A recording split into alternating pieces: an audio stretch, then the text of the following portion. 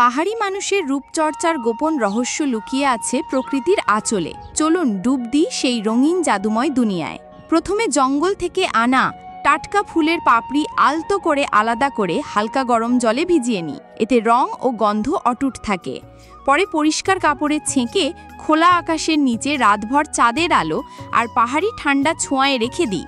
তাতে রং হয় আরও গভীর, আরও জাদুময়। এদিকে শুকনো পাতা জ্বালিয়ে তৈরি করি ছাই, যেখান থেকে পাওয়া অ্যালকালাইন ত্বকের জন্য ভীষণ উপকারী। সেটি জল মিশিয়ে ছেঁকে মিশিয়ে দিই ফুলের পাপড়ির সঙ্গে। এরপর পাহাড়ি গন্ধরাজ লেবু পিষে বের করি সুগন্ধি রস। নদীর ঝিনুক ভেঙে মুক্তদানা সংগ্রহ করে ধীরে ধীরে পিষে বানাই মিহি মুক্তার গুঁড়ো। এবার ফুলের রসে মেশে লেবুর রস, মুক্তার গুঁড়ো আর অল্প চালের গুঁড়ো সব উপাদান ভালোবাসা দিয়ে মেখে ঢাকা দিয়ে কয়েক ঘন্টা রেখে দিই। উপরের জল ফেলে ক্রিমের মতো অংশটুকু পরিষ্কার কাপড়ে বেঁধে ঝুলিয়ে শুকোতে দেই।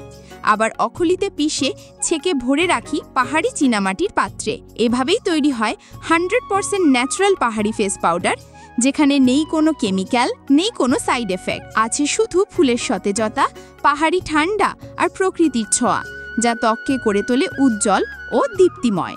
আপনিও যদি পেতে চান এই অমূল্য উপহার, তবে লাইক দিন, কমেন্ট করুন এবং আমাদের পাহাড়ি পরিবারের সঙ্গে যুক্ত থাকুন।